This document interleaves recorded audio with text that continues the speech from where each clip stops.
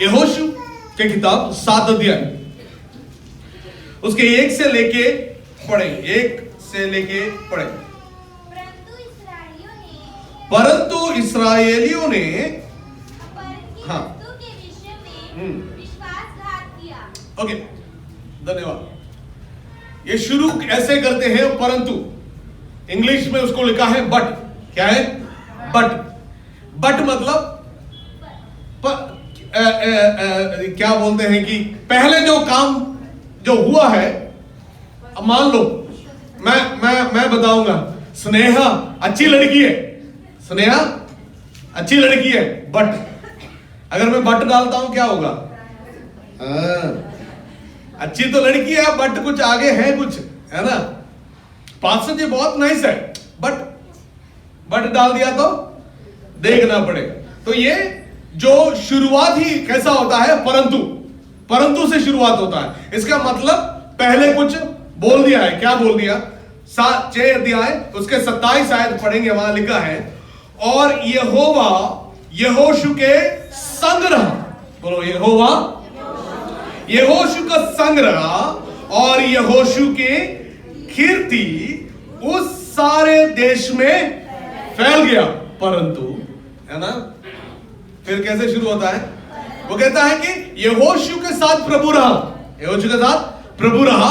यहोशू का नाम पूरे देश में परमेश्वर ने बड़ा कर दिया।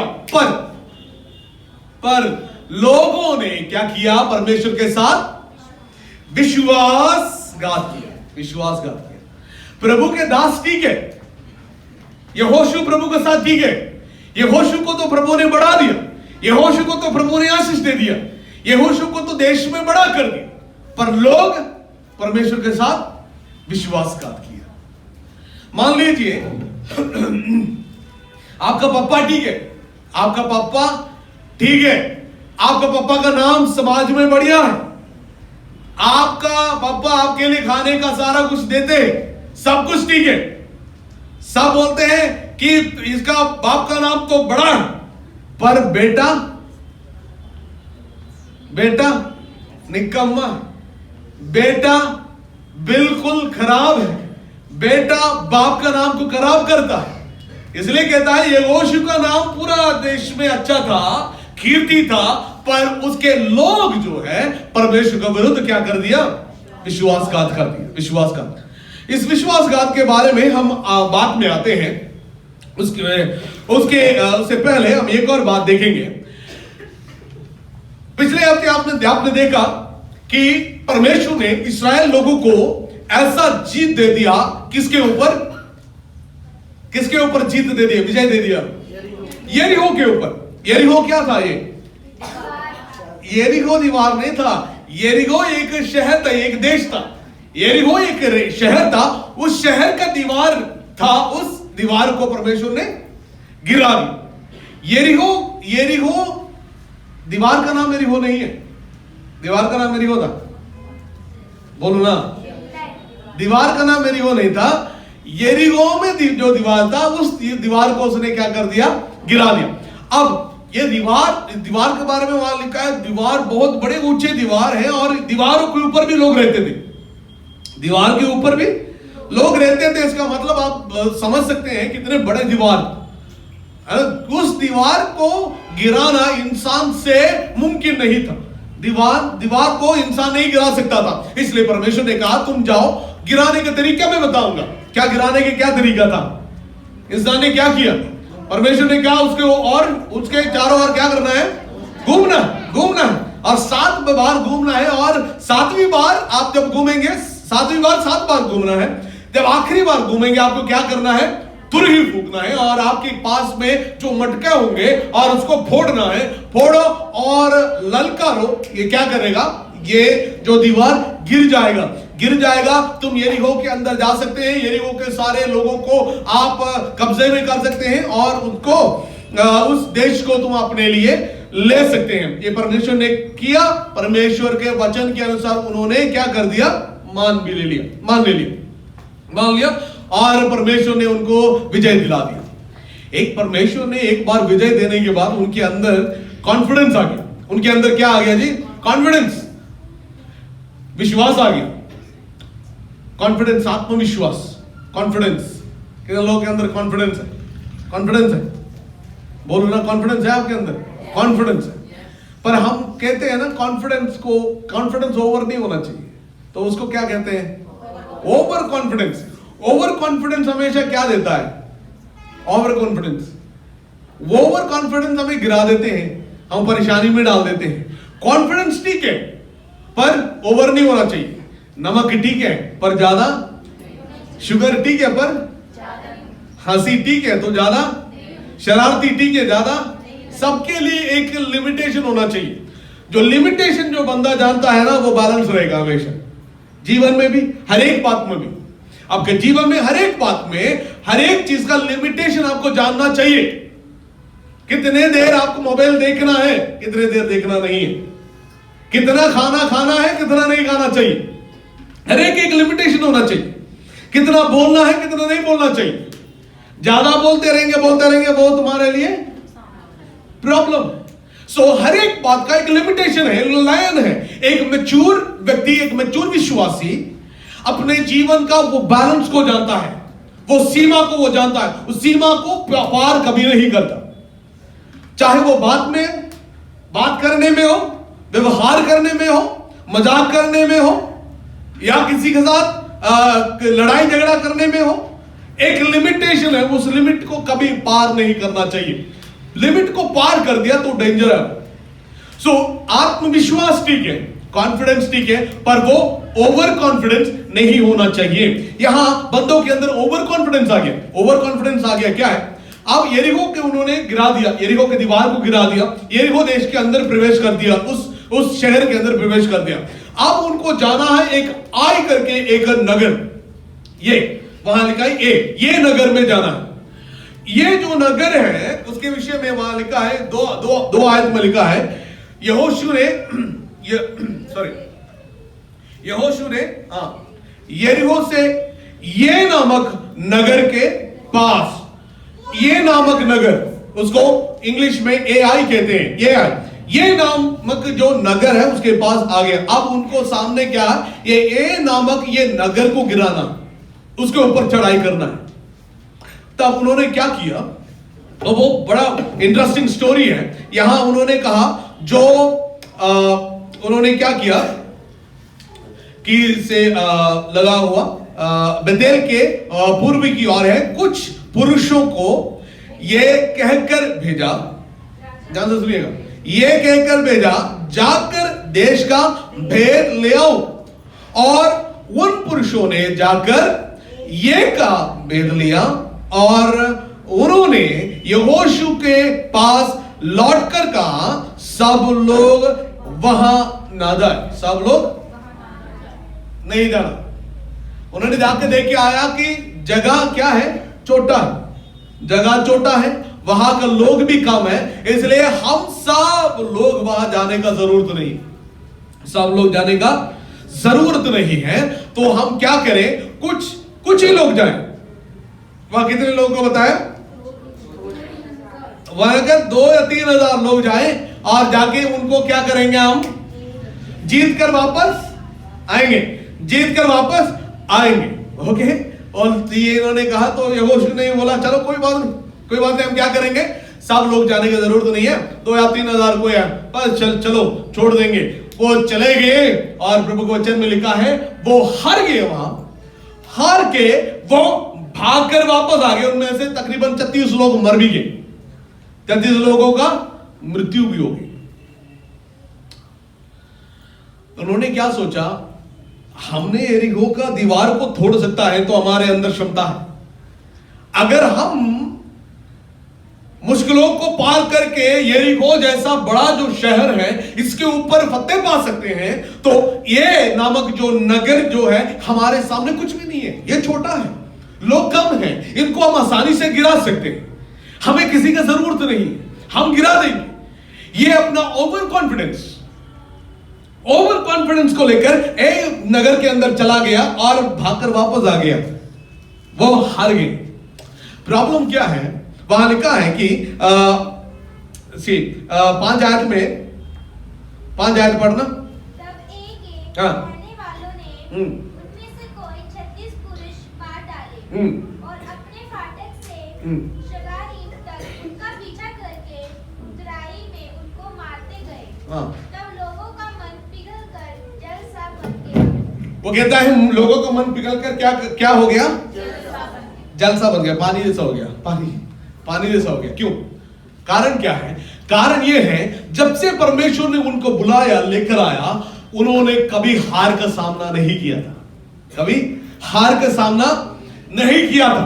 उन्होंने किसी के सामने सर नहीं झुकाया, किसी के सामने पीठ दिखा के भागा नहीं। अगर उन्होंने सामना किया है तो शत्रु को हराकर वो वापस आ गए। प्रभु ने उनको विजय के ऊपर विजय देता गया। उन्होंने कभी फेलियर को अपने जीवन में देखा नहीं, फेलियर को देखा नहीं। कई बार परमेश्वर फेलियर्स हमारे जीवन में आने देता है कि फेलियर से तुम कुछ सीखो। फेलियर से, मैंने पहले भी आपको यह बताया, कुरिन्थियों की पत्री में हमने पढ़ा कि जो इस्राएल के जीवन में जो भी हुआ है, क्यों लिखा है, क्यों लिखा गया? क्यों? हमारे लिए उदाहरण ठहरे। हमारे लिए ये क्यों लिखा गया है? सारी बातें क्यों लिखा गया है? हमारे लिए उदाहरण ठहरे। और इस्राएली लोगों ने जो गलती किया है, उन गलतियों को हम, बोलो ना करें। आपके सामने जाने वाले गड्ढे में गिर गया तो आप भी जाके उसी गड्ढे में गिरेंगे? बोलो नहीं ना। आपके परिवार में किसी ने गलत काम किया, आपने अपनी आंखों से देख लिया, तो आप क्या करेंगे? उसी गलत काम करेंगे। आपके पापा जो शराब पीने वाला या बहुत खराब व्यक्ति है, वो एक रास्ते में चला गया, तो आप भी उसी रास्ते में जाना चाहेंगे? नहीं ना। गड्ढा किसी ने दिखाया, भाई ये गड्ढा है, तो तुम उस गड्ढे को एस्केप करके सही रास्ते में चले जाएंगे। पूर्वकों ने अपने जीवनों में गलती किया, इस्राएली लोगों ने गलती किया। परमेश्वर इसलिए लिखा है आपके लिए कि हम उसी गलती को दोबारा ना करें। अगर प्रभु इस वचन से हमें सिखाता है तो हमें सीखना है कि विजय को सिर्फ नहीं है, हमें कई बार पराजय को भी सामना करना पड़ेगा। पराजय को भी सामना करना पड़ेगा। लोगों के अंदर डर है, हमेशा डर, अपने जीवन के बारे में डर है, कल के बारे में डर है।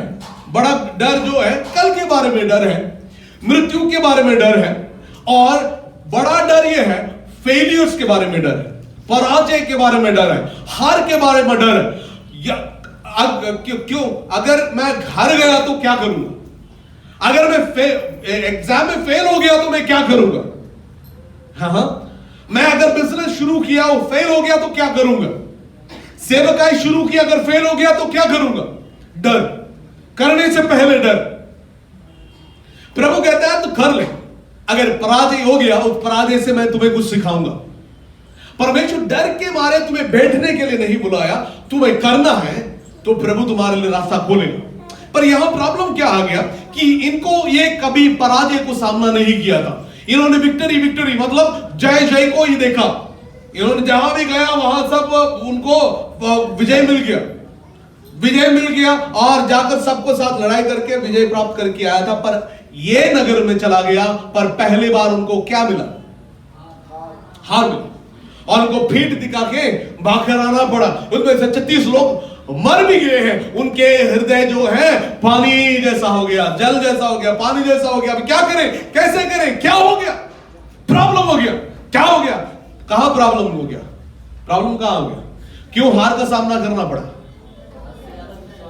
हाँ जी, खुद के ऊपर भरोसा किए।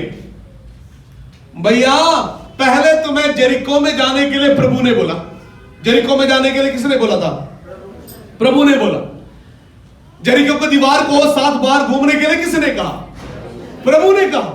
प्रभु ने तुम्हें एक नगर के अंदर जाने के लिए नहीं बोला। बोला था? नहीं बोला था। तुम्हें इंतजार करना था।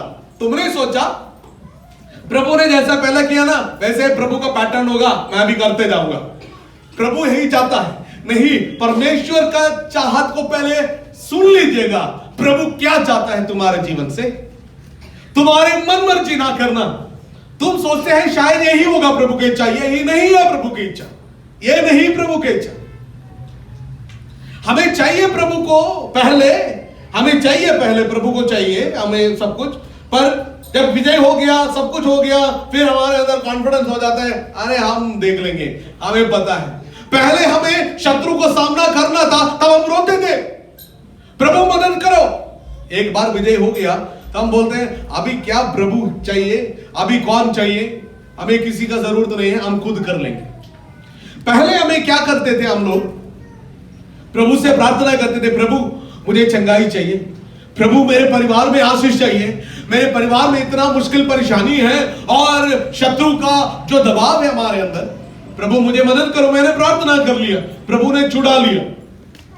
जब नेक्स्ट प्रॉब्लम आते हैं, आप क्या करेंगे, अभी हमें पता है हम हैंडल कर देंगे। बहुत लोग प्रभु से दूर जाते हैं, अपने समझ का सहारा लेते हैं, अपने समझ के सहारा लेते हैं। और जो प्रॉब्स नीति वचन कहते हैं, अपना समझ का सहारा नहीं लेना, अपने समझ का सहारा नहीं लेना, परंतु हर बात में क्या करना है, प्रभु के ऊपर भरोसा रखना। प्रभु के ऊपर, जहां प्रभु के ऊपर भरोसा रखना है वहां प्रभु के ऊपर नहीं करते, अपने समझ का सहारा लेते हैं। मैं कहता हूं जो आपका जीवन में फेलियर्स आते हैं, ध्यान से सुनिएगा, अगर आपके जीवन में फेलियर्स आते हैं, उसका मेन कारण यह है कि हम अपने समझ का सहारा लेते हैं। अपने समझ का सहारा, क्यों, क्या समझ के सहारा लेते हैं? हम बोल रहे हैं पास्टर जी हमने तो जीवन देख रखा है, हमें तो पता है, दुनिया कैसा है हमें पता है, लोग कैसे हैं हमें पता है, हम देख लेंगे। हम सोचते हैं कि हमें सब कुछ पता है। मैंने एक ही बैटल लड़ा, अभी एक ही युद्ध लड़ा, युद्ध एक ही लड़ा मैंने, यरीहो एक ही देखा मैंने, अभी एक ही बार मैं गया मैं लड़ाई करने के लिए। एक बार जाने के बाद अरे मुझे पता है, सब कुछ पता है, मैंने बहुत लोगों को देख रखा, बड़े बड़े पादरियों को देख रखा है, बड़े बड़े शैतानों को देख रखे, हमें सब कुछ पता है जी। प्रभु कहता है भाई तेरे समझ का सहारा नहीं लेना, नहीं लेना, बल्कि तुम क्या करो, प्रभु के ऊपर भरोसा रखो। जिसने तुझे छुड़ा कर लेकर आया, जिसने तुझे इस नगर में यानी जो जेरिको के ऊपर विजय प्राप्त दिलाया, उस प्रभु अभी भी है। तुम उसके पास जाओ और प्रभु को धन्यवाद करो, प्रभु तूने हमें विजय दिलाया, विजय दिलाया। बल्कि आगे चलकर हम देखी जाएंगे, हम करेंगे, आगे करेंगे, जाके क्या करेंगे, फिर गिर गया, फिर वापस मुड़ के आ गया, अब रोने लगे।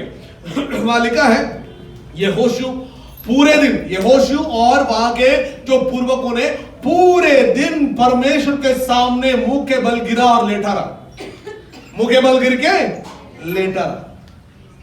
क्या कारण? अपने समझ का सहारा और लोगों को बात सुन ली। यहोशू को किसके बात सुनना चाहिए था? बोलो ना, आपको किसके बात सुनना चाहिए? परमेश्वर के बात सुनना चाहिए। बल्कि यहोशू ने क्या कर दिया, लोगों को बात सुन लिया। लोगों ने कहा 2000 लोग ठीक है चलेगा, प्रभु ने कुछ बोला नहीं। अरे भैया प्रभु ना 2000 चाहिए नहीं, परमेश्वर 300 लोगों से भी बड़े बड़े बैटल्स, बड़े बड़े युद्ध को जीत लिया था। परमेश्वर को बड़े लोग नहीं चाहिए, परमेश्वर को एक ही बंदा चाहिए जो प्रभु का बात मानने वाला, परमेश्वर के इच्छा के अनुसार चलने वाला। वो अगर प्रभु के सामने अपना जीवन समर्पण करेगा और वो और उसके जो 5 पत्थर काफी है परमेश्वर को पूरे सेना को हराने के लिए। एक ही बंदा काफी है। कितने लोग? एक ही बंदा काफी है।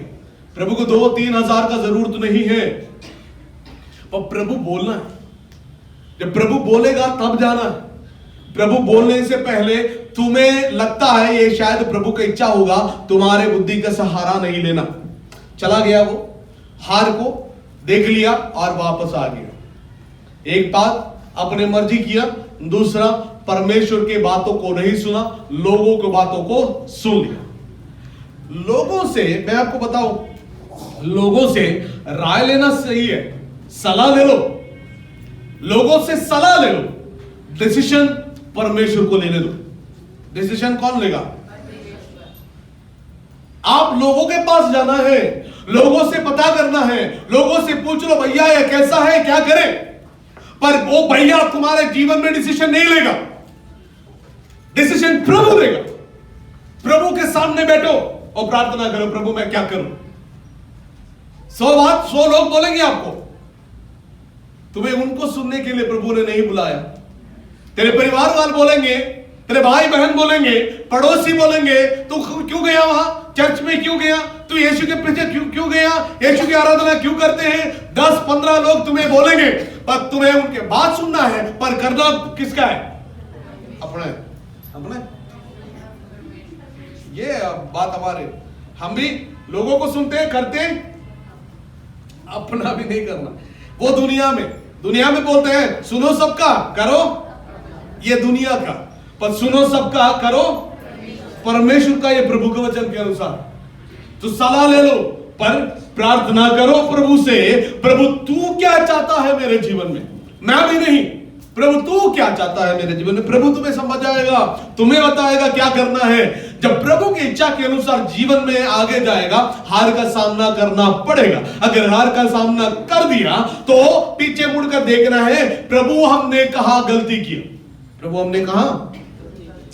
अब उन्होंने गलती के बारे में कोई बोला ही नहीं, गलती के बारे में कोई बोला नहीं। वहां यहोशू पढ़ा था, तब 6 आयत में लिखा है, तब यहोशू ने अपने वस्त्र फाड़े और वो और इस्राएल के वृद्ध लोग यहोवा के सन्मुख संदूक के सामने मुंह के बल गिरकर पृथ्वी पर देखा।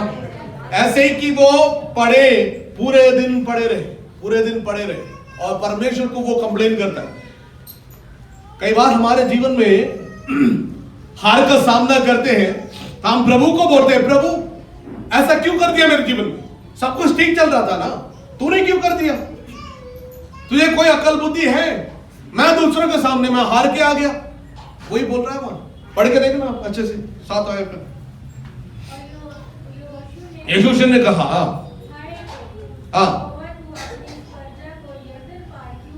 हाँ, वो कहता है तू क्यों ले आया हमें हारने के लिए लेकर आया क्या, कहते यरदन के पार क्यों ले आया,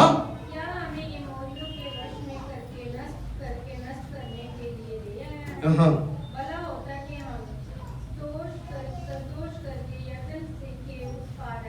हाय प्रभु मैं क्या करूं। जब इस्राएलियों ने अपने शत्रुओं को पीठ दिखाई है, क्योंकि कनानी वर्णन इस देश के सब निवासी ये सुनकर हमको घेर लेंगे और हमारा नाम पृथ्वी पर से मिटा डालेंगे, फिर तू अपने बड़े नाम के लिए क्या करेगा। बस प्रभु से पूछ रहा है कि तू क्या करेगा। हम भी बोलते हैं ना, मैं तो आपके ऊपर विश्वास करके आया, मेरे जीवन में हार आ गया, तो तू क्या करेगा। प्रभु बोलेगा मुझे क्या फर्क पड़ता, मुझे कुछ फर्क नहीं पड़ता। वो कहता है कि हमें यरदन के इस पार क्यों मरने के लिए लेकर आए, भला होता तो हम वहां संतोष से वहां रहते, क्यों मुश्किल पाने के लिए इधर लेकर आया। प्रभु से बोलता है। हम भी परमेश्वर से कंप्लेन करते हैं, प्रभु ऐसा क्यों मेरे जीवन में, ऐसे क्यों होने दिया आपने, परेशानी मेरे जीवन में क्यों होने दिया। कभी आप अपने जीवन के बारे में देखा, पूछा कि मेरे संगत ने या मेरे कलीसिया ने या मेरे घर वालों ने या मैंने क्या प्रभु आपके खिलाफ पाप किया है, कि मेरे गलती की वजह से मैं भुगत रहा हूं, या प्रभु तूने होने दिया। प्रभु ने क्या किया, क्या प्रभु ने क्या उत्तर दिया। 10 आयत में लिखा है, यहोवा ने यहोशू से कहा उठ खड़ा हो जा। कहता है कि तो खड़ा तो ऐसा बोला तो उठा खड़ जा, है ना। तो क्यों इस बाती मुंह के बल पृथ्वी पर पड़ा है। हम सोचते हैं कि हम ज्यादा उपवास करके ज्यादा प्रार्थना करेंगे, प्रभु शायद हमारे जीवनों को ठीक कर देगा। प्रभु कहता है कि उठ जा, तुम्हारा प्रार्थना काम नहीं आने वाला। हार का सामना तूने कर लिया, प्रॉब्लम तुम्हारे जीवन में आ गया, प्रॉब्लम आने के बाद तुम क्या कर रहे हैं, मुंह के बल गिर के प्रार्थना गिर रहे और कपड़ा बांट दिया और दर्द से उपवास से प्रभु से प्रार्थना कर रहे हैं। प्रभु कहते हैं उठ जा। और ऐसा क्यों करते हो, ऐसा हरकतें क्यों करते हो, है ना। 3 दिन उपवास करके, 21 दिन उपवास करके, मैं उपवास के खिलाफ नहीं हूं, पर किस कारण के लिए आप उपवास करते हैं, यह भी ध्यान रखना। किस कारण के लिए, क्यों उपवास करते हैं, क्यों प्रार्थना करते हैं, क्यों चिल्लाते हैं परमेश्वर के ऊपर। प्रभु ने कहा कि तू उठ जा, तू ऐसे क्यों प्रार्थना करते हो, बल्कि प्रभु ने बोला प्रार्थना करने के लिए, पर यहां प्रभु पूछता है तू क्यों प्रार्थना करते हो। इस्राएलियों ने क्या किया, प्रॉब्लम तुम्हारा नहीं, प्रॉब्लम मेरा नहीं, प्रॉब्लम मैंने नहीं किया, मैंने तुम्हें परेशानी लेकर नहीं आया। उसने क्या किया, इस्राएलियों ने पाप किया। अगर इस्राएलियों ने पाप किया, तुम्हें बैठकर रोने का टाइम नहीं है, तुम्हें एक्शन लेने का टाइम। तुम्हें क्या करने का टाइम नहीं है, बैठ के रो के प्रार्थना करने का टाइम नहीं है। अभी टू टेक एन एक्शन, आपको एक्शन लेने का टाइम है। अगर हार का सामना जीवन में हो गया ना, एक कोने में बैठ के अरे प्रभु ऐसा क्यों, मैं आगे नहीं जाऊंगा, नहीं, प्रभु कहता है नहीं, रोना बंद करो, नेक्स्ट एक्शन क्या है ले लो। कहां गिर गए वहां क्या करो, ठीक करो और आगे चले जाओ। छोटे बच्चों को देखा आपने, छोटे बच्चे गिर जाते हैं कई बार, तो घर जो पैदल जो जाने शुरू करते हैं वो गिरते हैं और फिर वहां से उठ के फिर चलते, फिर गिरते, फिर उठते, फिर चलते, है ना। कोई बच्चा गिर के फिर पड़े, मेरे से नहीं होगा भैया, ऐसा कोई बच्चे को देखा नहीं। बच्चा उठता है और वो सोचता है मैंने कहां गिरा, और अगर उससे हो सकता वो चलने शुरू करते हैं। मैं और आप अगर गिर गया, हार का सामना कर लिया, पड़े रहने के लिए प्रभु ने नहीं बुलाया, पड़े रह के उपवास रखे, प्रार्थना करके प्रभु बताओ बताओ बताओ, प्रभु बताएगा, उठ जाएगा, कर जाएगा, अपना मैट मुट बांध ले, मुंह धो ले और कर ले। तुम्हारे जीवन में पाप है, तुम्हारे जीवन में ये मैंने नहीं किया, ये तूने किया। क्या पाप किया, इस्राएलियों ने क्या किया, पाप किया है। और जो पढ़ो पढ़ो, उन्होंने उसे तोड़ दिया, उन्होंने अर्पण की वस्तुओं में से ले लिया, वरन चोरी भी की, और चल करके उसको अपने सामान में रख लिया है। इस कारण इस्राएली अपने शत्रुओं के सामने खड़े हैं। बस अभी क्या किया उन्होंने, क्या हो गया, अर्पण के वस्तु उन्होंने क्या कर दी, चोरी कर दी। ध्यान से देखना, क्या गलती क्या हो गया उनका, पाप क्या हो गया। पहले हमने आयत में पढ़ा था कि यहोशू के नाम हर जगह में परमेश्वर ने बड़ा कर दिया, बड़ा कीर्ति हो गया। और एक आयत में लिखा है इस्राएली लोगों ने, परंतु इस्राएलियों ने अर्पण की वस्तुओं के विषय में विश्वासघात किया। अर्थात पढ़ो पढ़ो पढ़ो पढ़ो, यहूदा गोत्र का आखान नाम का एक बंदा था, उसने क्या कर दिया, परमेश्वर के जो अर्पण के वस्तु है, सोना चांदी जो है, उसको उसने क्या कर दिया, बोलो ना, क्या कर दिया, चोरी कर दिया, रख लिया, अपने लिए रख लिया, अपने लिए रख लिया। ध्यान से देखना, 6 अध्याय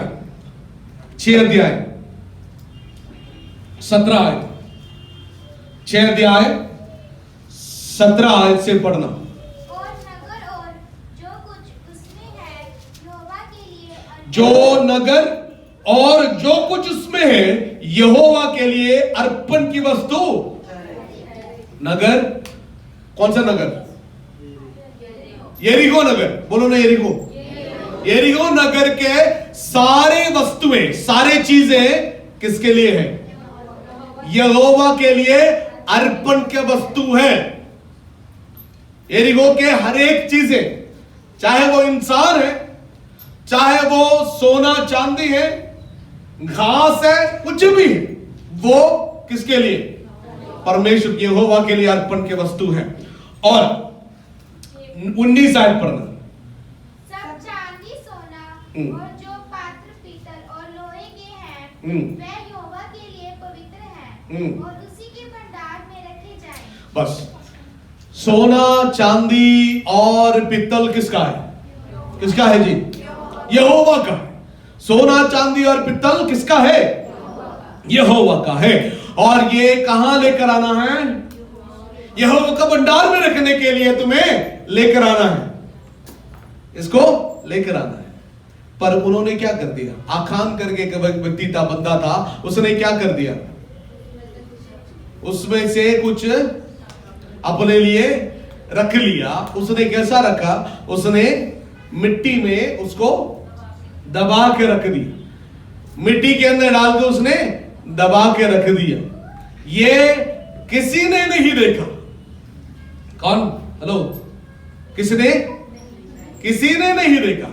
यहोशू ने नहीं देखा, लोगों ने नहीं देखा, प्राचीनों ने नहीं देखा, इस्राएल के बड़े ऑफिसरों ने नहीं देखा, किसी ने भी नहीं देखा। बोलो, किसी ने भी नहीं देखा। किसी ने भी नहीं देखा। पर पहले आयत में लिखा है, इस्राएलियों ने अर्पण की वस्तु के साथ परमेश्वर के खिलाफ क्या कर दिया?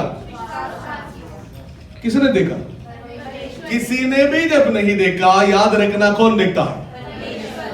तुम्हारा पास्टर यहोशू नहीं देखा, तुम्हारा एसोसिएट पास्टर नहीं देखा, यूथ पास्टर ने नहीं देखा, किसी ने नहीं देखा, पर कौन देखता है?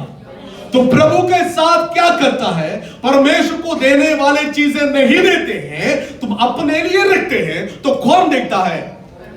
प्रभु देखता है। तुम चाहे वो मिट्टी के नीचे दबा के रखो, तब भी वो, बोलो ना, तो फिक्स डिपॉजिट करके सील लगा के बैंक के लॉकर के अंदर तुम्हें सिर्फ पासवर्ड पता है लगा के रखेंगे, तो भी कौन जानता है? इतना तो हमारे पास नहीं है। फिर भी हम प्रभु को देने वाले चीजों से अपने लिए चोरी करते हैं, तो कौन जानता है? अब आपके पास कितने पैसा आता है, कितने तनख्वाह आता है, कितने दशमांश निकालते हैं, मुझे नहीं पता, पर प्रभु से आप नहीं छुपा सकते। हाँ, हेलो। बल्कि हम क्या सोचते हैं? अपने लिए रखते हैं। सोना चांदी अपने लिए रखते हैं। वो मैं कैसे दूं? मेरे लिए रखूं। प्रभु कहता है नहीं, वो तुम्हारा नहीं है। जब प्रभु ने बोला कि ये मेरा है, तो उसका है, उसको दे दो। अगर तुम श्राप या जो श्राप के जो चीजें हैं, मतलब जिस चीज प्रभु को देना वो अपने लिए रखेंगे, वो तुम्हारे लिए काम नहीं आएगा। तुम्हारे लिए काम, मैं नहीं कहता प्रभु को वचन में, नीचे पढ़ेंगे पता चलेगा। उन्होंने क्या किया? प्रभु ने कहा कि तुम्हारे कैंप के अंदर किसी ने पाप किया, किसी ने पाप किया, किसी ने देखा? ये किसी ने देखा? पर किसने देखा? प्रभु ने देखा। प्रभु से छुपा के कोई काम आप नहीं कर सकते। प्रभु से छुपा के, बोलो ना, कर सकते हैं? मोबाइल के अंदर, टीवी के अंदर, कमरे के अंदर, पति पत्नी के बीच में नहीं कर सकते। कौन देखता? कौन देखता है जी? प्रभु देखता। बाहर बढ़िया दिखा के अंदर कुछ भी करे, पास्टर नहीं दिखता। कौन देखता है? प्रभु देखता है। तो तुम्हें किसको दिखाना है? तुम्हारा जीवन परमेश्वर को दिखाना है जी। मुझे दिखा के आपको कुछ नहीं मिलने वाला, शाबाशी मिलेगा आपको बस, और प्रभु आपको प्रतिफल देता है। अब प्रभु ने कहा कि भैया आखान, कौन कौन किसने पाप किया? 7 अध्याय उसके 1 आयत में लिखा है, किसने पाप किया? परंतु इस्राएलियों ने अर्पण की वस्तु को विषय में विश्वासघात किया। अर्थात पढ़ो, यहूदा गोत्र का आखान जो जनावंशी जब्दी का पोता, और भैया इससे क्या पता चलता है आपको? तेरा A to Z किसको पता है? बोलो ना, तेरा A to Z प्रभु को पता है। वो कहता है कि आखान बोल के उधर बंद नहीं किया, उसने क्या था? आखान यहूदा गोत्र का बंदा है, और उसका परदादा, उसका दादा और उसका पापा का नाम बताया। बोला इसने पाप किया। तुम प्रभु से चुप के कुछ नहीं कर सकता है। तुम्हारा पूरा हिस्ट्री वो जानता है, पूरा हिस्ट्री वो तुम्हारा चैट हिस्ट्री तुम क्लियर करे, डिलीट करे, तो भी हिस्ट्री किसके पास है? हाँ जी, किसके पास है? तुम्हारा सर्च हिस्ट्री, तुम्हारा सारा कुछ हिस्ट्री तुम डिलीट करे, सारा हिस्ट्री किसके पास है? प्रभु से छुप के कुछ काम नहीं कर सकते हैं। तुम्हें पूरे का पूरा लेखा देना पड़ेगा। सही है? प्रभु कहता है कि भैया इसने पाप किया, मैंने पकड़ लिया इसको, इसने पाप किया। मैं एक और बात बताऊं, एक बंदे का पाप के कारण, एक बंदे का पाप के कारण कौन भुगता? वहां किसको प्रॉब्लम आ गया? किसको प्रॉब्लम आ गया? बोलो ना। सारे लोग, देश, पूरा देश, पूरा एक कौम परेशानी में है। उनको शत्रु को पीठ दिखा के भागना पड़ा। एक व्यक्ति का पाप। क्यों? घर के अंदर शांति नहीं, क्यों घर के अंदर हमें बढ़ोतरी नहीं है, बरकत नहीं है, कलीसिया क्यों नहीं बढ़ते? कोई है ब्लैक शीप? हम कलीसिया प्रभु के सन्मुख आकर बोले, प्रभु हमने तेरे विरुद्ध पाप किया है। प्रभु ने बोला कि इस्राएलियों ने पाप किया। ये टोटली कहता है, इस्राएलियों ने, लोगों ने पाप किया। चाहे एक बंदे ने किया, पर वो पाप किसका है? सबका। अगर तेरा बहन काम गलत करते हैं, ये इसका जिम्मेदारी आप है। आपका बेटा, आपका बेटी पाप करते हैं, उसकी जिम्मेदारी आप है। आपके बगल में बैठने वाले काम गलत करते हैं, उसकी जिम्मेदारी आप है। आपके कलीसिया के व्यक्ति प्रभु से दूर जाते हैं, उसके जिम्मेदार आप है। उसको जो रिजल्ट आपको भुगतना पड़ेगा, कलीसिया को भुगतना पड़ेगा। इसलिए एक दूसरे के लिए प्रार्थना करना, एक दूसरे को मदद करना, एक दूसरे को प्रभु के वचन से उत्साहित करना एक विश्वासी का कर्तव्य है। एक गिरे उसको उठाना मेरा काम है, एक पाप करे उसको सुधारना मेरा काम है। क्योंकि वो गिरा तो मैं भी गिरा। उसके जीवन में कमी है तो मेरे जीवन में भी कमी है। जब ये कलीसिया इस बात को समझेंगे कि कलीसिया को क्या है, ये कलीसिया यीशु मसीह का देह है, कलीसिया यीशु मसीह का शरीर है। एक आपके शरीर है, आपके शरीर में पैर में चोट लग गया तो पैर को ही दर्द लगते हैं और बाकी जगह में भी दर्द लगता है। पैर में, चलो पैर के दर्द है, पैर, चलो कोई बात नहीं, करेंगे आप। पूरा ये दिमाग में पता चलेगा पूरे शरीर में मुझे दिक्कत है ना? तो क्या करेंगे आप? उसको पैर में दर्द हो गया तो हाथ क्या करेगा? जाएगा, हाथ जाएगा, दबा देगा। हाथ क्या करेगा? दबा देगा। सही है ना? हाथ बोल रहा है नहीं मैं नहीं जाऊंगा, हाथ बोल रहा मैं नहीं जाऊंगा, तो क्या बनेगा? तो और दर्द करेगा तो ऑटोमेटिकली जाएगा, है ना? ऑटोमेटिकली जाएगा।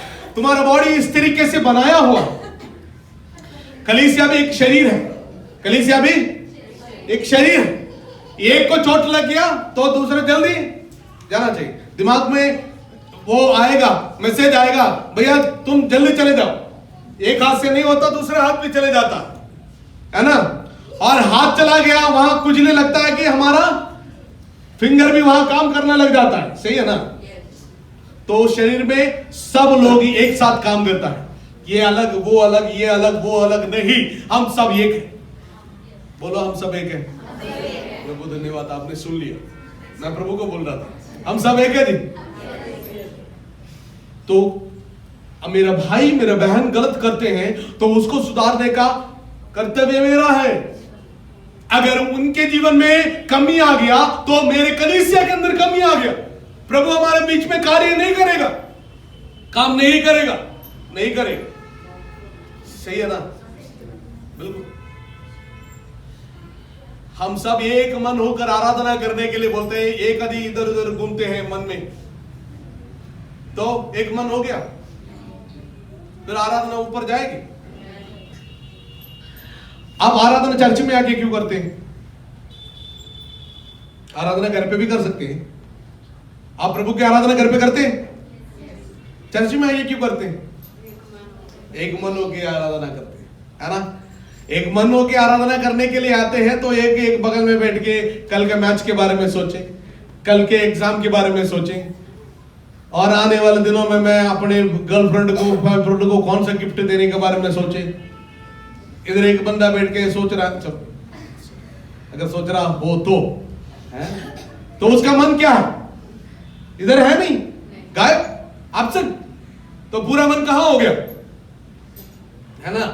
चर्च में एक मन होकर इकट्ठे प्रभु की आराधना करने के लिए आए। घर में भी बैठ के आराधना कर सकते हैं, सही है ना? चलते चलते भी आराधना कर सकते हैं। इधर आ गया एक मन होकर। इसलिए कलीसिया एक घर है, एक शरीर है, इसके लिए आए।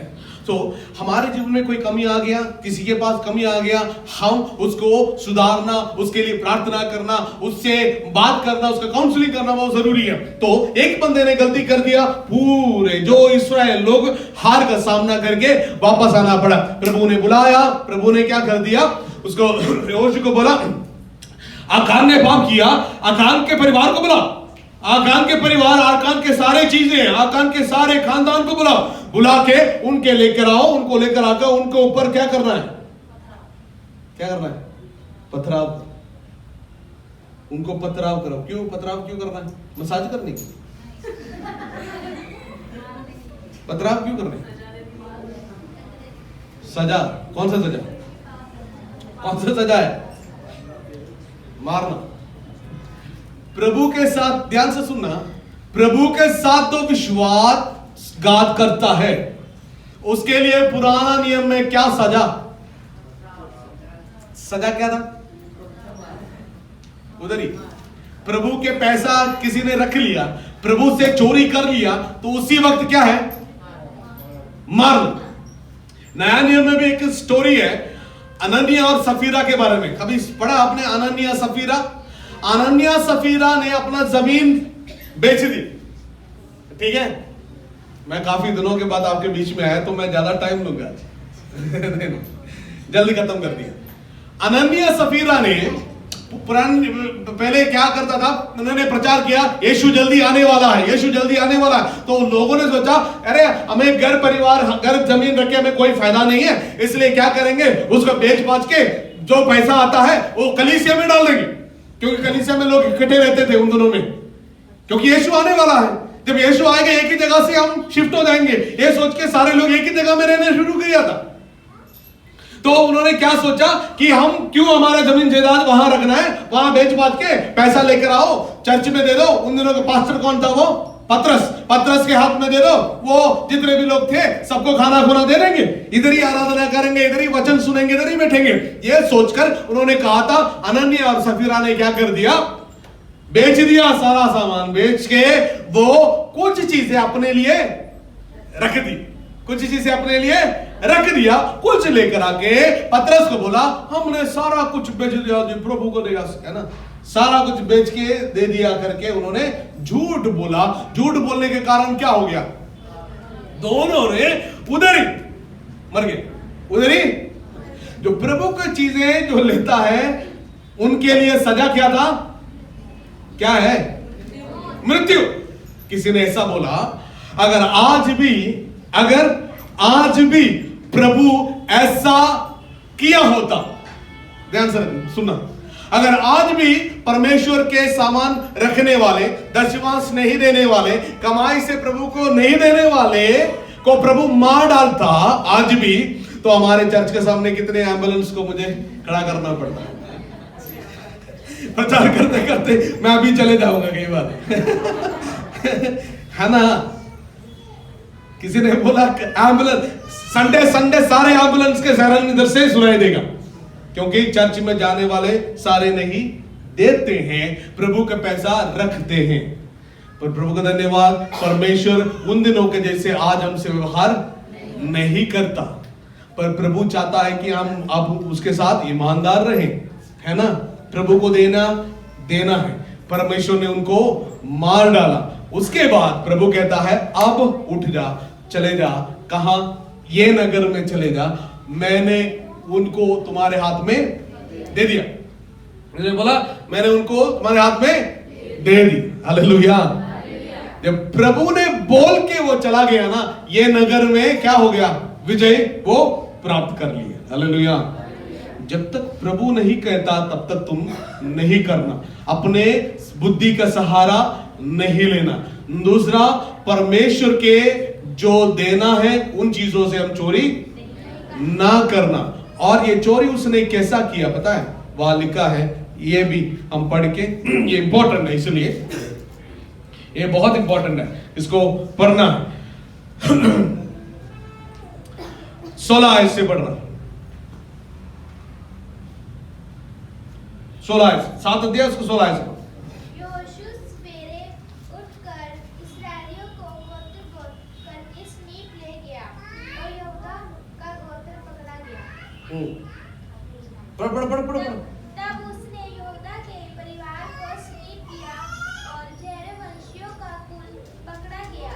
फिर जहरवंशियों के घराने के 20 आयत से पढ़ना। आकान अकान ने यहोशू को उत्तर दिया, सचमुच मैंने इस्राएल के परमेश्वर यहोवा के विरुद्ध पाप किया है और इस प्रकार मैंने किया है कि जब मुझे लूट में शिनार देश का एक सुंदर ओढ़ना और 200 शेकेल चांदी और 50 शेकेल सोने की एक ईंट देख पड़ी, तब मैंने उसके लालच करके उन्हें रख लिया।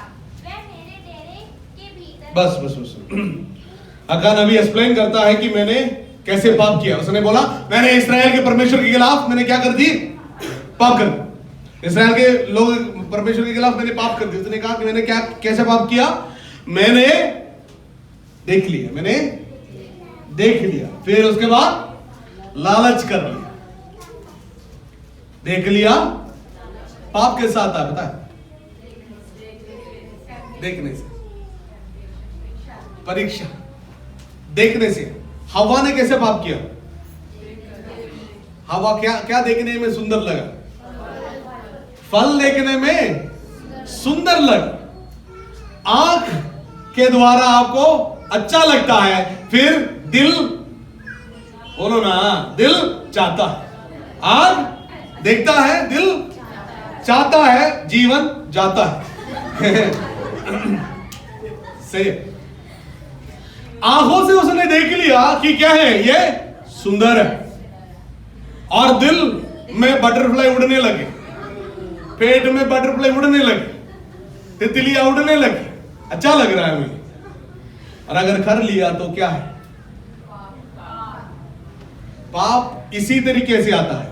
खाना देख लिया, खाना बढ़िया बढ़िया गुलाब जामुन, बढ़िया बढ़िया खाना है, पदार्थ वहां रखा हुआ है, तुम्हारे आंखों से देख लिया, डॉक्टर ने मना कर दिया, पर तुम क्या करेंगे, तुम्हारा दिल चाहता है, उसको खा लिया तो तुम्हें क्या प्रॉब्लम होगी। हर एक बात ऐसा है। मैं आपको बताना चाहता हूं कि इस दुनिया में जो भी चीजें हमें लालच डालता है, हमारे आंखों से वो घुस जाते हैं हमारे अंदर, आंखों से घुस जाते हैं हमारे अंदर, और हमारे देखो मैं एक बात बोलूं, कई बार हम सोचते हैं कि हमारे जो मुंह से घुसने वाली चीजें गंदगी होता है, नहीं, आंख को भी हमें क्या करना चाहिए, बोलो ना, पर्दा डालना चाहिए, आंखों में भी पर्दा डालना चाहिए। जो चीजें हमें नहीं देखना चाहिए उन चीजों को देखते हैं, और देखने से क्या होता है, लालच। पाप कैसे आता है, मोह करना, उसको क्या करना है, उसको चाहना, बहुत क्या बुरी तरीके से चाहना, उसको बहुत चाह तुम्हारे अंदर आएगा, और वो अभिलाषा है और तुम्हारे लिए पाप को पैदा करेगा। तुम किसको देखते हो, क्या देखते हो, ध्यान से देखना। एक और बात, किसको देखते हैं और क्या देखते हैं, ध्यान से। सुंदर दिखता है पर वो तुम्हारे लिए नहीं, सुंदर दिखता है, दिखती है, वो तुम्हारे लिए नहीं है। वैलेंटाइंस डे में आप प्रपोज करने के लिए अपने आप शायद तैयार कर रहे होंगे। मैं आप बताऊं, अपने आंखों से देख के किसी भी चीज का निर्णय नहीं लेना। हेलो, हाँ जी, जवान बच्चे है ना, जो आपके आंख धोखा दे सकता है, आंख क्या कर सकता है, धोखा दे सकता है। तुम्हें हमेशा प्रभु के वचन को याद करना। प्रभु ने कहा कि नहीं खाना तो नहीं खाना, प्रभु ने कहा नहीं करना तो नहीं करना। तुम्हारे दिल चाहता है पर वो तुम्हारे जीवन को लेके जाता है हमेशा के लिए। याद रखिएगा, पाप, हर एक पाप ऐसे होता है। हवा ने देखा फल खाने में अच्छा है, खाने में अच्छा वाला सारा फल तुम्हारे लिए अच्छा नहीं। सही है ना? सारा फल तुम्हारे लिए अच्छा है नहीं। खाने वाला सारा जो टेस्टी खाना तुम्हारे लिए है। कुछ चीजें डॉक्टर ने मना किया, शुगर वालों को मिठाई खाने के लिए मना किया। इसका मतलब क्या मिठाई गंदा है? बोलो ना, नहीं। पर तुम्हारे लिए नहीं है वो, तुम्हारे लिए तुम नहीं करना चाहिए, तुम नहीं खाना चाहिए। जब नहीं खाना चाहिए, नहीं खाना चाहिए, है ना? प्यार गंदी बात नहीं है, प्यार गंदी चीज नहीं है, प्यार सही है। पर कब करना है, कौन करना है, किसको करना है, इसको जरा सा देखना है, इसको जरा सा देखना है।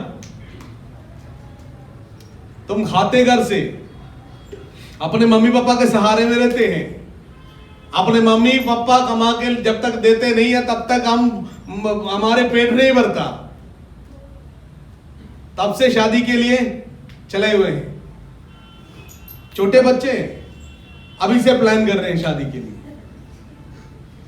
अपने पैर में नहीं खड़े, अपने पैर पे नहीं खड़े, अपने पास 1 रुपया पॉकेट में नहीं है, फिर भी क्या है, बड़े बड़े गिफ्ट देने के बारे में सोच रहे हैं। मैं कहता हूं तुम्हें कब प्यार करना है, कब शादी करना है, किसको प्यार करना है, ये टाइम से आपको पता चलेगा। हेलो, हाँ जी, सही है, ठीक है। प्रार्थना करें, प्रभु हम आपके विरुद्ध पाप ना करें। प्रार्थना करें, क्या है, हम आपके विरुद्ध पाप कैसा आता है? देखने से। अब दुनिया में बहुत कुछ दे सकते हैं, अब आंख बंद करके तो नहीं जा सकते। आंख बंद करके देखते तो है, पर उसको आपको लालच नहीं करना। That's not for you. वो आपका नहीं है, वो आपका नहीं, आपका नहीं है तो नहीं है, आपका नहीं है तो नहीं है, नहीं लेना। प्रभु आपको मदद करे, प्रभु के खिलाफ ना जाए, बल्कि प्रभु को महिमा दे हमारे जीवन से। प्रभु को चीजें हम अपने लिए ना रखें, और जो चीजें हमें नहीं देखना चाहिए उनके तरफ। प्रभु ने बोला भैया वो मेरा है, प्रभु ने बोला सोना चांदी मेरा है, जो भी तू देखता है तुम्हारे लिए नहीं लेना। पर उसने देख लिया, लालच कर दिया, ले लिया, देख लिया, लालच कर लिया, ले लिया। तुम्हें उसको क्या करना चाहिए था? देख तो लिया, फिर वो लालच। प्रभु हमसे आज यही सिखाता है। इस्राएल जीवन में जो भी हुआ है हमारे लिए क्या है, उदाहरण है, और वो गलतियों को हम दोबारा करना है? तो मुंह खोल के बोलना चाहिए, गलतियों को दोबारा नहीं करना चाहिए, गलतियों को दोबारा नहीं करना चाहिए। प्रभु हम सबको आशीष दे, प्रभु के वचन के अनुसार जीने के लिए, और परमेश्वर के नाम की महिमा हमेशा हमारे जीवन से होते रहे। विजय सिर्फ नहीं, पराजय को कई बार हमें सामना करना, बोलो, अगर पराजय आ जाता है तो क्या करना आपको? गिर गया, अरे मैं मर गया, मैं चला गया, नहीं, उसने बोला नहीं, उठो, एक्शन ले लो, काम करो, एक्शन ले लो, काम करो, बैठे बैठे रोते ना रहो, उठो, जहां गिर गया, जहां गलती हो गया उसको ठीक करके चले जा, आगे बढ़ो, तुम्हारे विजय आगे। जहां गलती हो गया वहां मानो, माफी मांगो, प्रभु के साथ ठीक हो जाओ। हालेलुया। सब खड़े हो जाएंगे। प्रभु हम सबको आशीष दे।